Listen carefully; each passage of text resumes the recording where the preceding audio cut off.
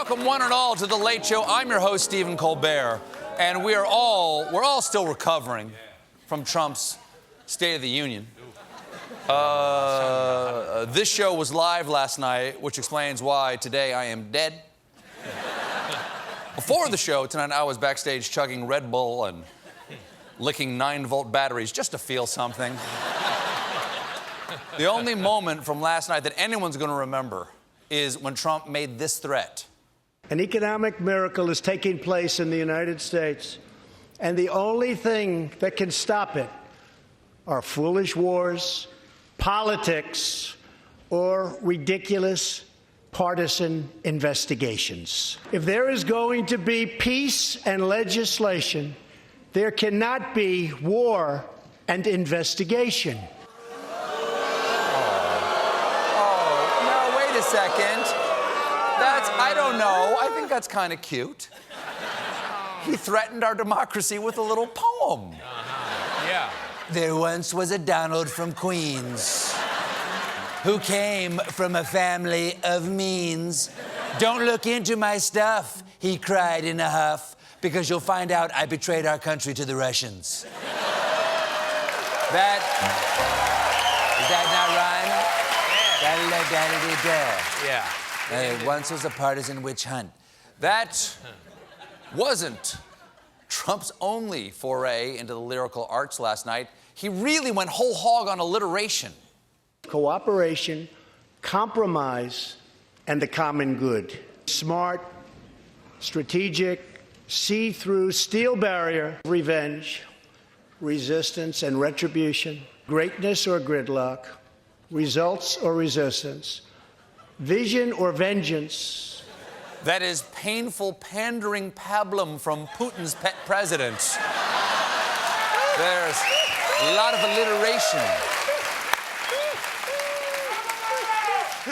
Now, there were a lot of guests in attendance last night. The one getting the most attention is an 11-year-old boy who says he's been bullied because of his last name, Trump. And I actually think that's nice, okay? That was very sweet of them to do that for him. You can't bully some kid just because his last name is the same name as an unpopular president. Personally, I was against impeaching Cynthia Nixon. This young man was invited by the First Lady to represent her Be Best initiative. Well, that makes sense. I also find it very hard to have the last name Trump. Okay? I get you. We get each other. We get...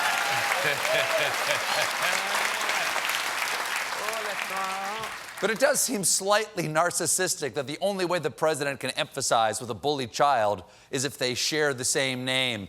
Look, you can't attack someone just for having the last name Trump. What's next? Are you going to indict Donald Trump Jr. just because he has the last name Trump and because all the Russia stuff? Now, the president didn't... You can't, it's wrong. That's bullying. Bullying. The president didn't mention the Trump boy last night, but the child was all over the internet because during the speech, he fell asleep. Yes. That's really lovely. That's really sweet. And you can't blame the kid. Who thought this would be a fun evening for an 11-year-old? Hey, little fella, how'd you like to sit quietly through a 2-hour political speech by somebody else's grandpa? Okay, what? He's out. And he's out. Trump also took a swipe at folks who want to raise taxes on rich people, but Trump's got one problem. Turns out that's really, really popular, as they recently discovered on Fox News. We pulled up this latest Fox News poll on the issue, whether Americans support raising taxes on the wealthy, on incomes over $10 million. Those that are in favor of that, 70%, Charles. Over $1 million in income, 65% are in favor of raising taxes. The idea of fairness has been promoted in our schools for a long time, and we're starting to see kids who grew up in this notion that fairness above all. And now they're becoming voting age, and they're bringing this ideology with them. Yes. Our children are being brainwashed with the radical ideology of fair. What's next? And balanced. Wrong. It's wrong, I say. Wrong.